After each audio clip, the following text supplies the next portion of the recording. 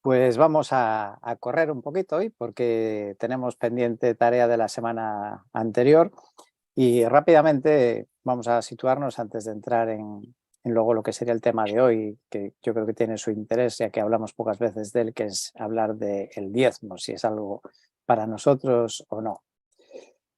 Hasta ahora, en las últimas ocasiones, hemos hablado del tema de las ofrendas, la visión en el Nuevo Testamento, y hemos observado que hay cierta continuidad con respecto a las enseñanzas del Antiguo, pero también hay cambios importantes, especialmente en cuanto a las ordenanzas del Antiguo Testamento. Hemos visto que las ofrendas en el Nuevo Testamento continúan en el contexto del judaísmo y también una lección importante que nos daba el Nuevo Testamento es que aquellas cosas del Antiguo, aquellas ordenanzas, aquellas normas, aquellas reglas, aquellos mandatos, aquellas prácticas eran sombra y figura de algo mucho más importante, mucho más grande y que especialmente a todo ello apunta a la persona del Señor Jesús. Y en concreto, hablando de las ofrendas, pues todas aquellas ofrendas que eran por el pecado, pues tienen su final y, y su obra completa en la ofrenda del Señor Jesús, que Él se entregó por nuestro pecado y por lo tanto con ello hace innecesarias las ofrendas por el pecado, porque ya está satisfecho todo. Pero también Jesús nos lo presenta Pablo como ejemplo de entrega, que esa ofrenda que Él hace de darse a sí mismo por nosotros se constituye un ejemplo también de lo que nosotros debemos hacer, de nuestra propia entrega total a Dios y al prójimo, por amor a Dios y por amor al prójimo, de tal manera que Dios espera de nosotros no una parte de nosotros, no una parte de nuestras ofrendas, no una parte de nuestro dinero, sino que espera el 100%, que hagamos todo como una ofrenda para Dios. Y encontramos también en el Nuevo Testamento tres aplicaciones que hace Pablo de este concepto de ofrenda, o podría ser también como tres ejemplos para entender que todo lo que hacemos, pues deberíamos contemplarlo en este sentido, como una ofrenda a Dios. Uno de ellos es el fruto de su ministerio, los gentiles convertidos. Pablo dice que los presenta a Dios como una ofrenda. No es mérito suyo, sino es algo que él presenta como un fruto que ofrece y lo pone a los pies del Señor. También su propia vida. Pablo sabe que va a morir por causa de Cristo como mártir y él también dice, pues yo entrego mi vida completamente al Señor, incluso en la muerte, y lo entrego por amor a Cristo como una ofrenda. Entrego mi vida total como una ofrenda. Y también Pablo se refirió a los donativos que recibía, porque claro, los misioneros también comen y también necesitan ropa y necesitan viajar. Entonces, los hermanos de Filipos, pues en varias ocasiones le enviaron donativos a Pablo. Y él también dice que ese dinero que él recibía de ellos era como una ofrenda, que los hermanos hacían a Dios, pero entregándosela al siervo de Dios, en este caso Pablo. Así que son buenas ilustraciones de este concepto amplio de ofrenda que debemos de tener.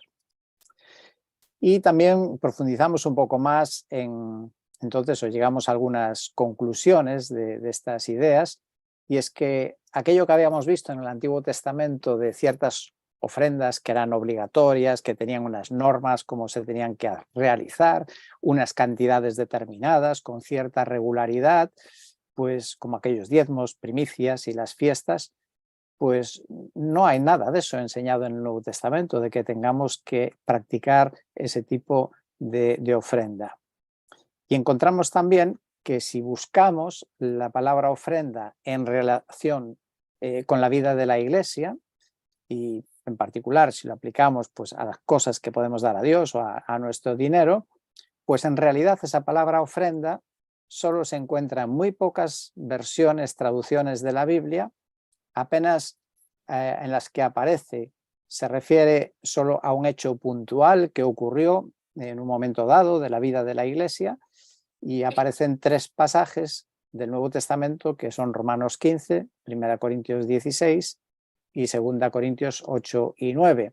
Y los 3 pasajes se refieren a la misma circunstancia.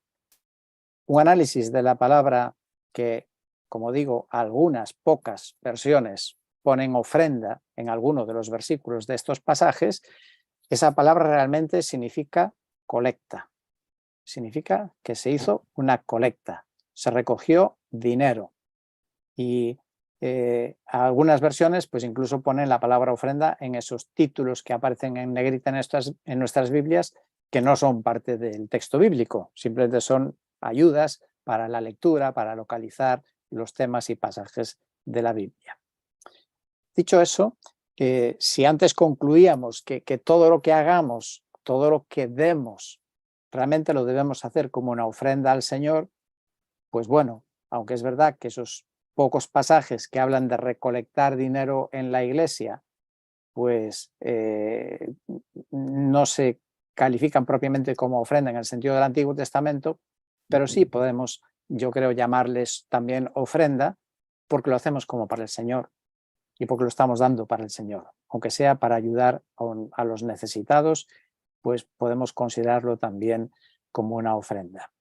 Esas colectas a las que se refieren esos pasajes tenían por destino los pobres en Jerusalén, cosa que en Antiguo Testamento pues las ofrendas principalmente no eran para los pobres, aunque sí que he visto que cada 3 años los diezmos se ponían para cubrir necesidades de algunas personas en las ciudades, pero principalmente tenía otro propósito.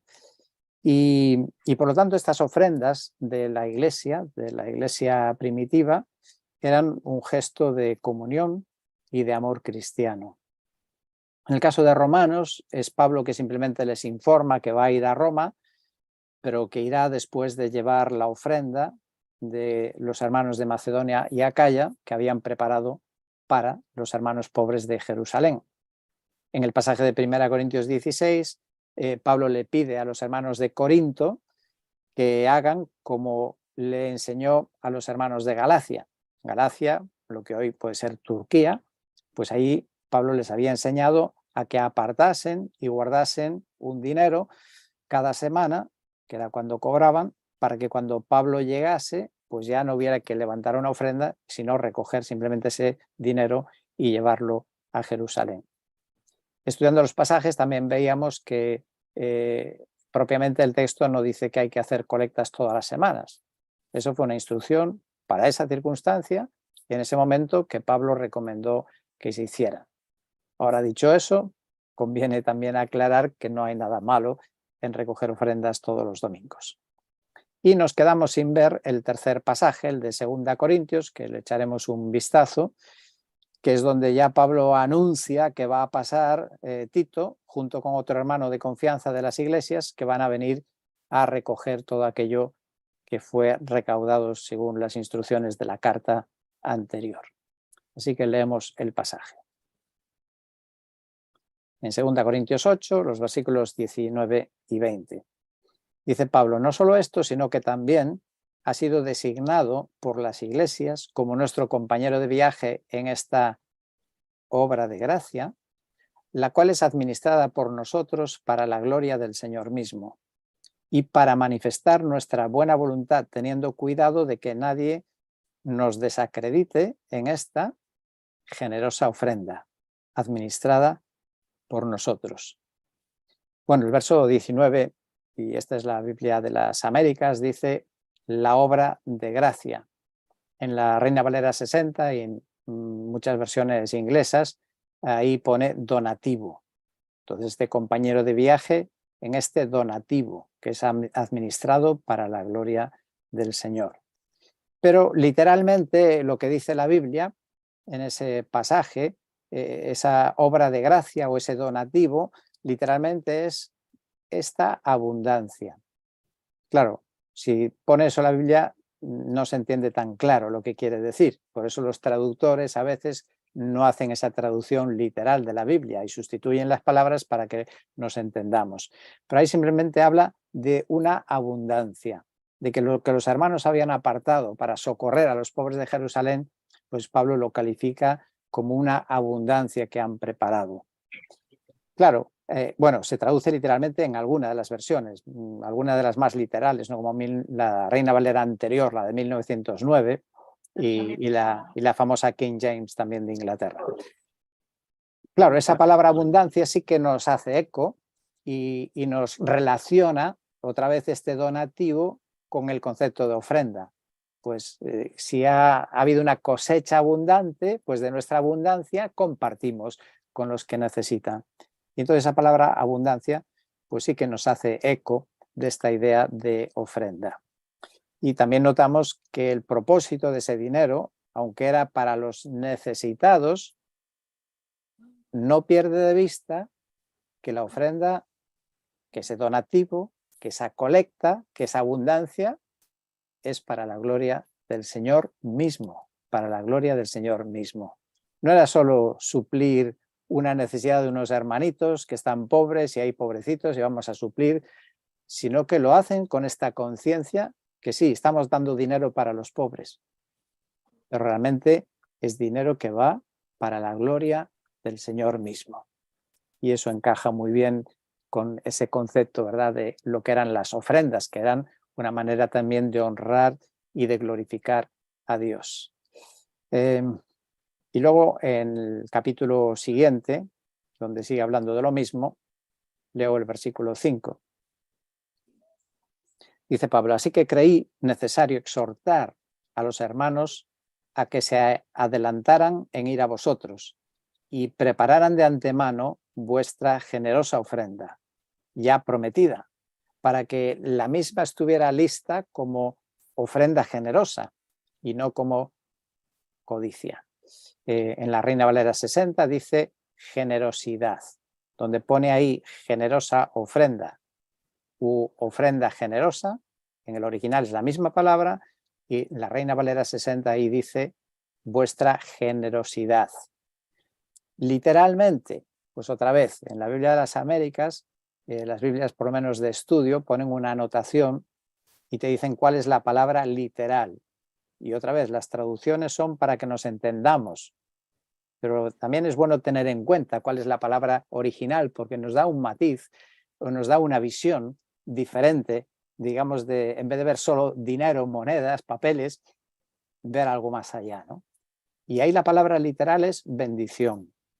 Entonces sería que preparan de antemano vuestra bendición ya prometida para que la misma estuviera lista como bendición y no como por codicia. Es decir, que somos bendecidos por la gracia de Dios con lo que Él nos da, con el suministro para nuestras necesidades hasta tal punto que nosotros también podemos bendecir a otros cuando compartimos, cuando hacemos una colecta para aquellos que lo necesitan, estamos compartiendo la bendición de Dios con otras personas. ¿Verdad que es interesante estos matices de cómo ver el dinero cuando lo manejamos, cuando lo damos? No es simplemente la compasión, que sin duda está ahí, la compasión hacia aquellos que sufren, los que están necesitados, sino verlo como una manera en que Dios les quiere bendecir porque nos ha bendecido a nosotros, para que nosotros también podamos bendecir a otros. Así hay alguna versión, otra vez cito la de 1909, la versión antigua de Reina Valera, sí que pone literalmente ahí esa palabra bendición. Como vemos, no está la palabra ofrenda, aunque en esta versión de las Américas sí que pone ofrenda, no está en el original, no habla de ofrenda. Pero de nuevo, insisto en que creo que sí que podemos concluir que aunque no sea una ofrenda como las del Antiguo Testamento, sí que lo hacemos para el Señor, es también una ofrenda.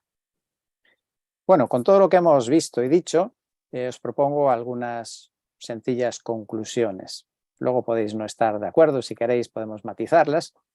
Diría en primer lugar que en el Nuevo Testamento no se enseña a ofrendar en el mismo sentido que se enseñaba en el Antiguo Testamento.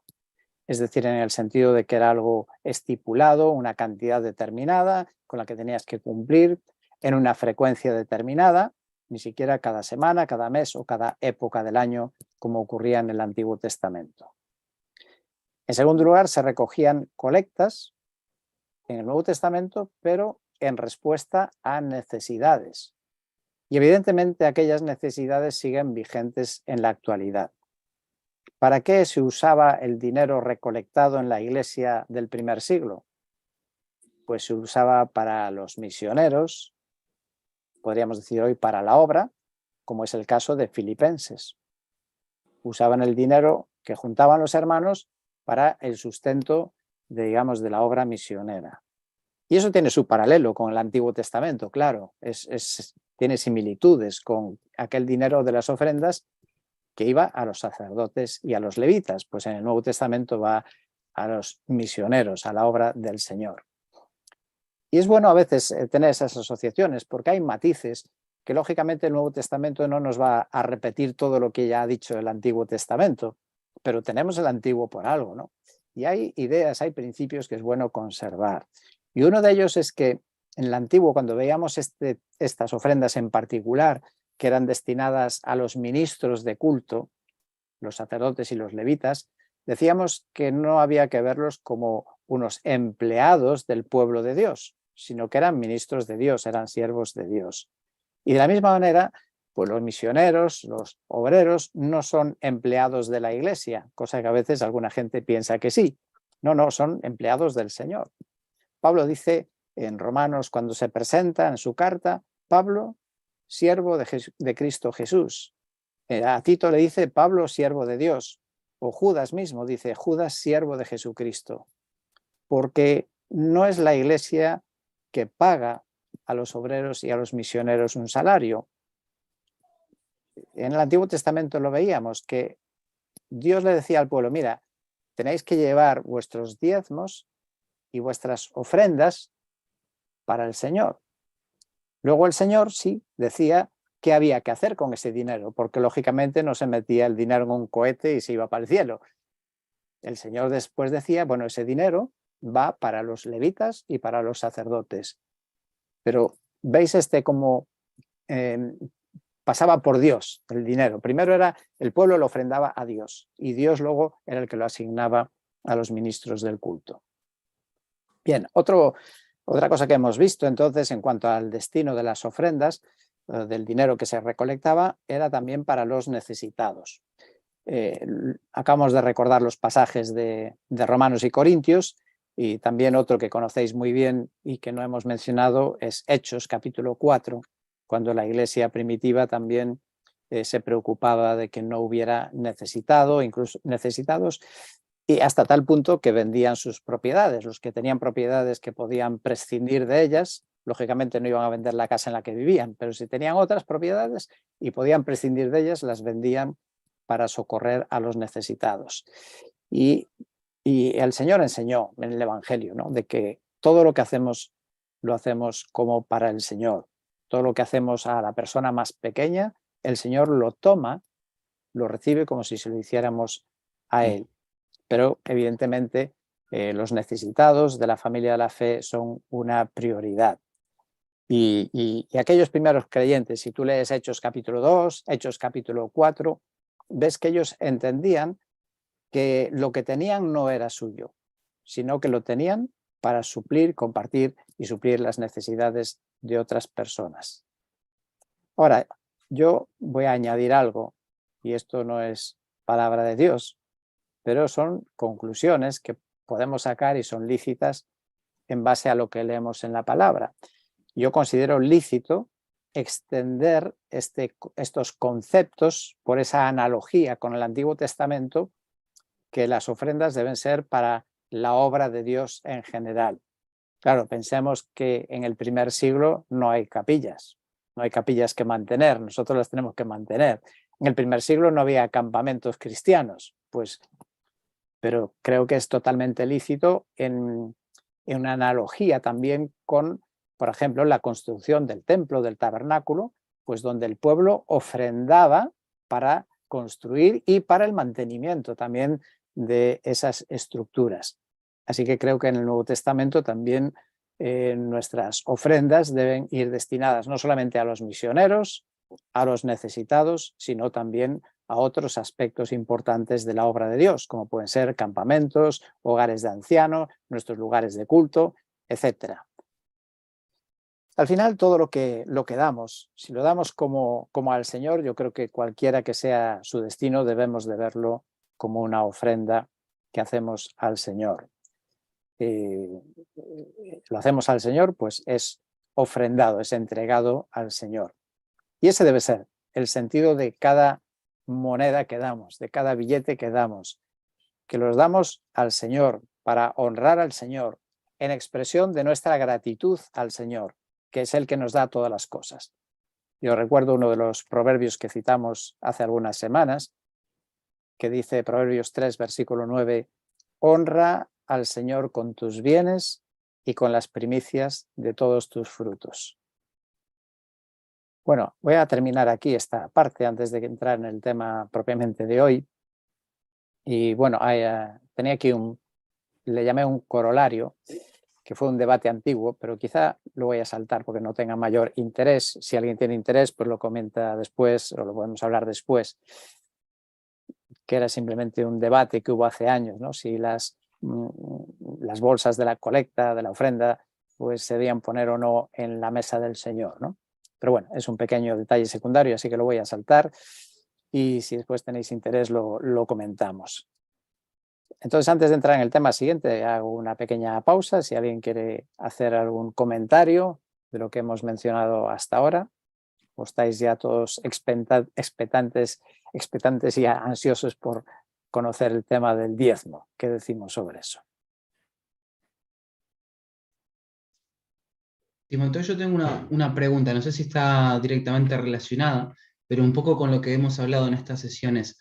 Por ejemplo, ¿qué pasa si hay una persona que consigue dinero de una forma ilícita, sea cual sea la situación, pero se arrepiente de ese pecado y aún así quiere, en su quizás afán de agradar al Señor, donarlo? ¿Ese dinero es bien recibido por Dios? ¿Está manchado? ¿Es una ofrenda sucia? Claro, ¿qué debería hacer con ese dinero? Si es un dinero que ha salido de donde no debía, pues deberá volver al sitio. Y si no es posible devolverlo o restituir el daño causado, pues yo creo que eso pues debería ser usado para reparar o paliar. No sé, habría que entrar en algún ejemplo concreto, ¿no? Yo qué sé, si es dinero de la prostitución, por ejemplo. Alguien que ha practicado la prostitución tiene el dinero ese, bueno, pues ¿qué puedes hacer, ¿no? con ese dinero? Aunque algunos lo consideran un trabajo, ¿no? Y yo no lo veo así, desde luego. Pues a lo mejor usarlo para la rehabilitación, para ayudar a personas a salir de la prostitución, pero yo no lo tomaría tanto como una ofrenda a Dios, ¿no? Yo creo que las ofrendas a Dios tienen que ser dinero limpio. Pero bueno, si tenéis otra opinión, otro criterio, estoy encantado también de escuchar, porque a veces hay que pensarlo un poco, ¿no?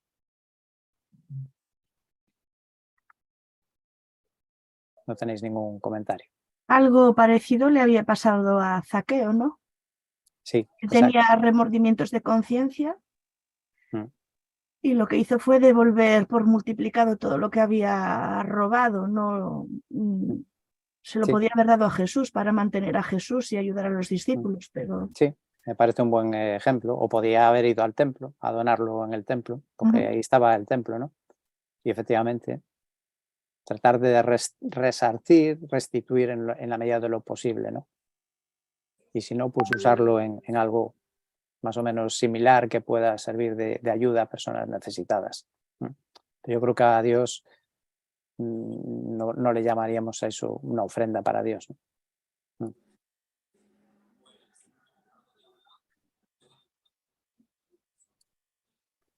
Bueno, como el tiempo no nos va a llegar, vamos adelante. Tema del diezmo. Tenemos que ofrendar el 10%. El diezmo, por si alguien está despistado, significa apartar el 10% de tus ingresos para Dios. Eso es lo que se le llama el diezmo. De que tú, de lo que cobres, de lo que recibas, de tus negocios o de tu sueldo, de tu salario o de tu pensión, lo que sea, que tienes que apartar el 10% y ese es el dinero que hay que ofrendar a Dios. ¿Está vigente? No está vigente. Bueno, ¿cómo estudiamos un tema en la Biblia? Yo recomiendo, y creo que es la manera correcta, es pues busquemos en la concordancia a ver qué dice la Biblia y empezando desde el principio. Es muy importante el libro de Génesis, los inicios de las cosas, y a ver qué nos dice la Biblia acerca de dónde viene esta idea del diezmo. Bueno, pues ahí tenéis la primera mención. La primera mención es la historia de Abraham, y seguro que conocéis bien las historias bíblicas, que viene de liberar a Lot. Su sobrino Lot había sido hecho cautivo en un ataque que hubo entre dos confederaciones de reyes, 4 reyes que atacaron entre otras poblaciones, a Sodoma y Gomorra, y como vivía allí Lot, pues fue llevado cautivo y le requisaron todos sus bienes y su familia y sus criados y todo lo que tenía. Y entonces cuando Abraham se entera, pues Abraham sale a luchar contra estos reyes que se habían apoderado y consigue liberar a Lot, liberar todas sus cosas e incluso lleva un botín consigo de aquella batalla, dicho así rápidamente. Entonces, cuando viene victorioso con todo eso en sus manos, le sale al encuentro, aparte de otro rey que aparece, le sale al encuentro Melquisedec. Y Melquisedec le ofrece pan y vino, comen juntos pan y vino, y bendice a Abraham. Y también bendice a Dios. Y bendice a Dios porque le entregó a Abraham sus enemigos. Le dice, mira, bendigo a Dios porque Dios te entregó, puso en tus manos a los enemigos. Es decir, que Melquisedec viene como a decirle a Abraham, mira, Dios es el artífice de tu victoria. Si has logrado eso, es porque Dios te ha ayudado y te ha dado y te ha bendecido.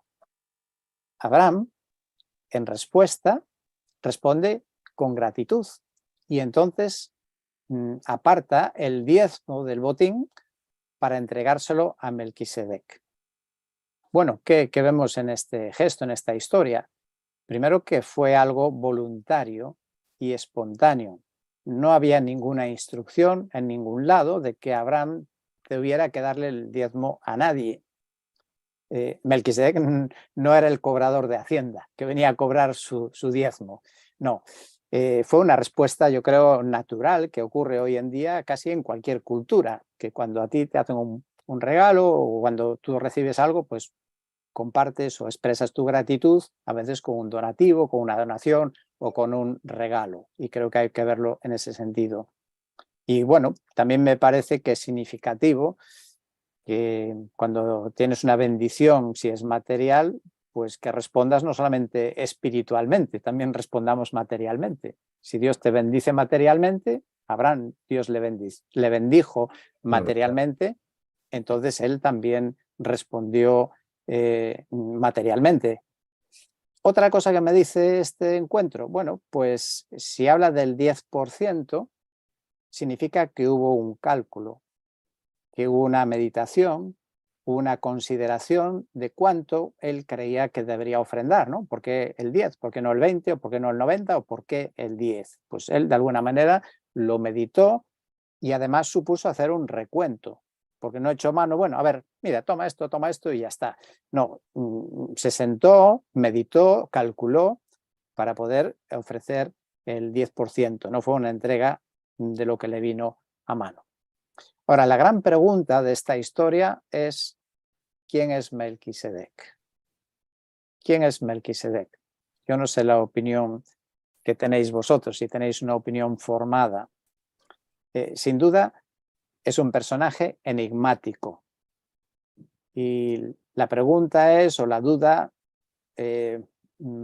recorre 3 posibilidades.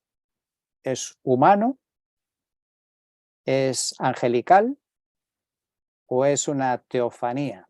Teofanía quiere decir una manifestación de Dios en el Antiguo Testamento como una personificación que se entiende siempre que es del Hijo, ¿no? De Cristo personándose en el Antiguo Testamento. Bueno, hay un pasaje en el Nuevo Testamento que abunda un poco más en descripción acerca de Melquisedec. Está en el capítulo 7 de Hebreos, los 3 primeros versículos tenéis delante. ¿Qué nos dice acerca de este personaje? ¿Quién es? Se le llama rey de Salem. ¿Dónde es Salem? ¿Qué es Salem? Se cree que Salem es un nombre para referirse a Jerusalén, pero un nombre antiguo, anterior a llamarse Jerusalén, que se llamaría Salem. Tenemos un salmo, por ejemplo, el Salmo 76, los 2 primeros versículos que hablan de Judá, habla de Israel, habla de dónde está el tabernáculo y dónde está Sión, la morada de Dios, se le llama Salem. Por lo tanto, todo apunta a que Salem sea un nombre para Jerusalén. Aparte de eso, el significado de Salem, rey de Salem, también pues, nos dice algo. Significa paz. Melquisedec, por lo tanto, es rey de paz, lo cual podría apuntar a la persona de Jesús, ¿no? Porque él es el príncipe de paz. ¿Qué segunda cosa nos dice acerca de quién es Melquisedec? Melquisedec es sacerdote del Dios Altísimo. Y al final la última frase dice que su sacerdocio permanece sacerdote a perpetuidad. Bueno, suena poco humano, ¿no? Eso. De hecho, no lo he puesto ahí, pero si sigues el capítulo leyendo, el versículo 8 dice que todavía vive. Melquisedec todavía vive. Entonces no puede ser un ser humano, ¿no? Eso tenemos que descartar, que Melquisedec fuera un personaje humano. ¿Nos recuerda a Jesús? Sí, porque tiene también una función perpetua como sacerdote. Hebreos 5:6 lo dice. Pero Hebreos realmente no presenta a Cristo como Melquisedec. No dice que Melquisedec es Cristo o que Cristo es Melquisedec, sino que Cristo vino según el orden de Melquisedec. Hay un orden de sacerdotes que es el de Aarón, el sacerdocio arónico, y hay otro orden que es el de Melquisedec, que es del que viene Jesús. Todo eso apunta, o parece obligarnos casi a concluir, que Melquisedec debió de ser un personaje angélico que por algún motivo, pues durante un tiempo ejerció de rey y de sacerdote en Jerusalén. Hay un dato más en este pasaje de Hebreos acerca de quién es este hombre. Fíjate lo que dice el versículo 3. Sin padre, sin madre, sin genealogía, no teniendo principio de días ni fin de vida. Evidentemente no puede ser un ser humano.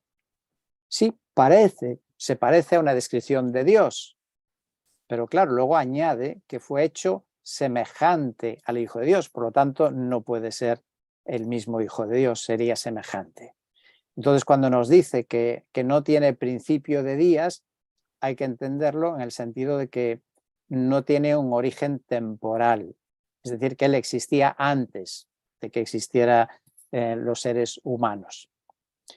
Y todo eso pues apunta a que Melquisedec debe ser ese ser angélico y curiosamente o coincidentemente con ello es que en los esenios, que fueron los que conservaron muchos de los documentos de la Biblia más antiguos, aparte de otros y de sus propias tradiciones, pues en Qumran la comunidad consideraba a Melquisedec un personaje angélico. Así que todo apunta en ese sentido. Entonces, Melquisedec recibe los diezmos de Abraham y quizá lo único que podemos sacar es que Abraham pues puede ser un buen ejemplo de ofrendar de aquello que recibimos, de una bendición, pero no nos dice nada más. De hecho, no hay ninguna instrucción ni ninguna enseñanza de que eso había que hacerlo ni repetirlo. Y la segunda mención pues es del nieto de Abraham, Jacob. Jacob, recordáis la historia cuando huye de su hermano Esaú. Supongo que se sentía bastante mal y al final parece que tuvo que dormir más o menos al aire libre. Y mientras está durmiendo tiene aquel sueño de la escalera. Y en su escalera, pues que toca el cielo y toca la tierra, arriba de todo ve que está el Señor. Y él escucha que el Señor le habla y le repite la promesa hecha a su abuelo, a Abraham, y le dice que le va a dar esa tierra en la que está, le dice que hará de él una gran descendencia y además dice que sus simientes, sus descendientes serán bendecidos y serán de bendición para todas las familias de la tierra. Jacob se despierta del sueño y está lógicamente impactado, impresionante de haber experimentado la misma presencia de Dios en aquel lugar. Y Job hace un voto curioso, porque hace como un negocio con Dios. Y él dice, Señor, mira, si tú prosperas mi camino y un día me permites regresar a esta tierra, entonces yo me comprometo. Y me comprometo a que tú seas el Señor de mi vida, que tú seas mi Dios, y además me comprometo a darte el diezmo. Otra vez, lo único que encontramos en este pasaje es un gesto de gratitud a Dios, que si Dios le bendice, pues Jacob se compromete voluntariamente, sin que nadie se lo pidiera, a ofrecerle a Dios el diezmo. Sí, un pequeño detalle. Si veíamos que Abraham dio el diezmo, pero vemos su nieto que no lo daba, quiere decir que Abraham no le enseñó a su familia, a sus hijos, que había que dar el diezmo. Fue algo que ocurrió espontáneamente. En tercer y último lugar, ¿qué nos dice el Antiguo Testamento acerca del diezmo? Pues lo hemos visto ya en la ley. En la ley sí, en la ley se ordena practicar el diezmo y se regula cómo hay que hacerlo y se regula el propósito que era para los levitas. Y ahora llega la gran pregunta. Bueno, eso es lo que vemos, la ley lo ordena, antes de la ley se practicaba, tendremos nosotros que diezmar, debe la Iglesia ofrendar el diezmo. Bueno, la verdad es que os podéis asombrar que muchísimas iglesias lo demandan, que hay que ofrendar el diezmo. Y hay gente que trata de evadirse, de evadirlo, y tienen sus justificaciones y tienen también los que lo exigen sus respuestas. Os voy a dejar algunas que alguna gente ha dicho, ¿no?, cuando se les pedía que tenían que dar el diezmo. Y unos decían, mira, no diezmo, pero voy a la iglesia 3 veces por semana. Otro dice, no diezmo, pero llevo mucha gente a la iglesia. Otro dice, no diezmo, pero leo la Biblia y oro más que la mayoría. Otro dice, puede que no dé el diezmo, pero ni fumo, ni bebo, ni voy al cine. Claro, a ellos, los que les demandan el diezmo, les decían, claro, es mejor, vale, pero cumplir y dejar de cumplir otras cosas, pues es malo también. Eso no es excusa para no dar el diezmo. La mayor excusa, la principal de muchas personas, bueno, es que no me llega el dinero. Yo no puedo dar el diezmo. No me llega el dinero para vivir. Y entonces los que demandan el diezmo les dicen, eso es falta de fe.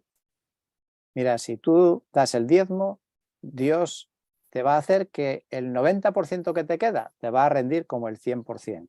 ¿O es que no crees que Dios multiplicó el aceite de la viuda o los panes y los peces? Mira, Abraham dio el 100%. Dios le pidió a su hijo, al único hijo, lo dio y después le dio un montón de hijos, un montón de descendientes. Dios le dijo que le bendijo precisamente por eso, porque no rehusó a su hijo. Y Santiago dice, ves, eso es una evidencia de fe. Dios dice que Abraham demostró que tenía fe porque dio el 100%. Y luego les amenazan también. Les dicen, mira, si no lo haces, puede que Dios convierta tu 100% en un 90%. Y citan, por ejemplo, un proverbio. Dice, hay quienes retienen más de lo que es justo, pero vienen a pobreza. Así que hay algunas iglesias, muchas, sorprendentemente, que hacen este énfasis en que si quieres que Dios te bendiga, tienes que darle a Dios el 10% de tus ingresos. Ofrecen un mensaje en cierto sentido atractivo, porque claro, suelen acompañarlo con testimonios y salen personas a decir, no, pues yo antes no lo daba, pero empecé a darlo y la verdad es que la economía me mejoró, me va a la vida muchísimo mejor. Antes era pobre y ahora me va de maravilla. Y claro, parece como una inversión. Voy a invertir el 10% porque luego voy a recibir mucho más. Bueno, son planteamientos donde se ve que quieren comprar a Dios con ese 10%. Eso es un evangelio por obras, de esperar recibir por obras.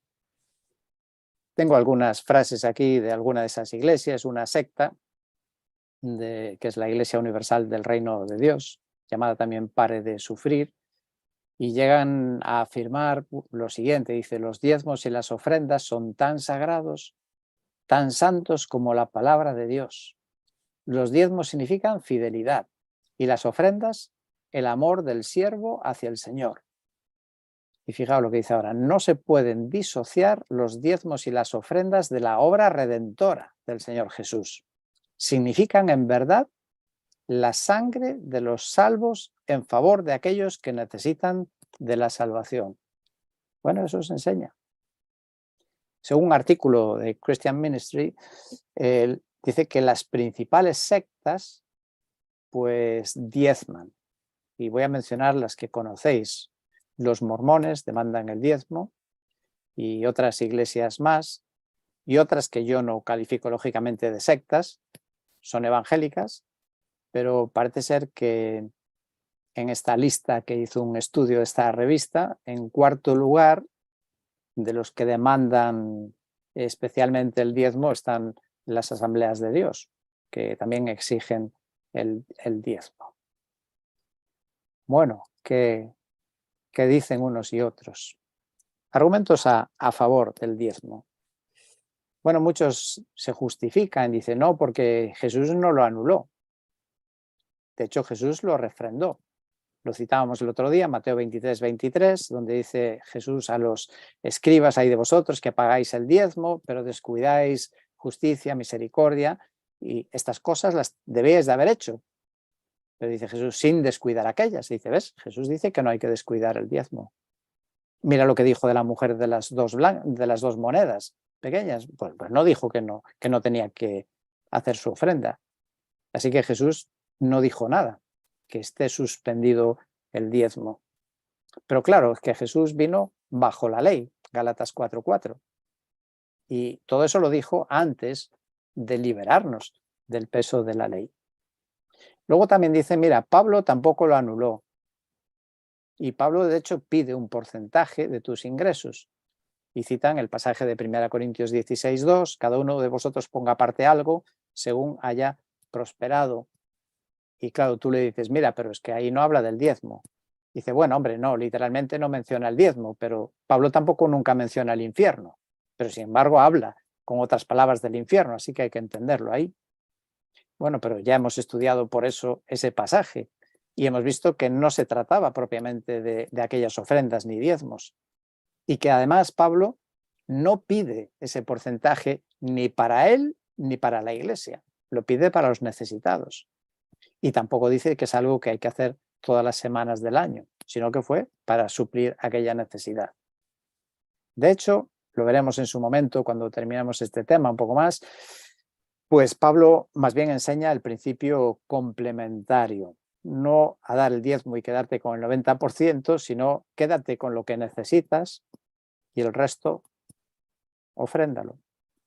Quédate con lo que necesitas y tú dirás, ¿y dónde está ese versículo? Bueno, claro, dicho así no, pero 2 Corintios 9:9 dice, teniendo siempre en todas las cosas lo suficiente, abundéis para toda buena obra. Diciendo, bueno, tú quédate con lo suficiente para ti. Y fuera de eso, puedes pensar en ofrendar. Y por último, y perdonad que estamos ya en el tiempo de concluir, y seguro que tendréis ganas de decir algo, los argumentos en contra del diezmo, los que dicen, pues no hay ninguna obligación de dar el diezmo. La frase más utilizada es esta, no estamos bajo la ley, sino bajo la gracia. A eso responden los del diezmo, que el diezmo es anterior a la ley. Es verdad, lo hemos visto. 400 años antes de la ley lo practicó Abraham. Pero no hay ninguna orden en ese tiempo de que hay que dar el diezmo a nadie ni para nada. Fue algo espontáneo que ocurrió. Hay otras cosas anteriores a la ley, por ejemplo, como la circuncisión, que tampoco la practicamos.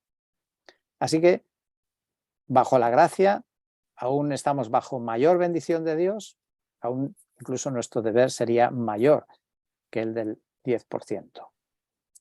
Y el otro argumento también en contra del diezmo es que no hay ni un solo ejemplo en el Nuevo Testamento de que la Iglesia practicase ofrendar el 10%. No hay ninguno. No es malo si lo haces. Hasta puede ser un buen principio ofrendar el 10% de nuestros ingresos, pero debe ser lo que el Señor ponga en nuestro corazón, el poder compartir y ofrendar como gratitud a Dios, porque honra a Dios y por amor a Dios y al prójimo.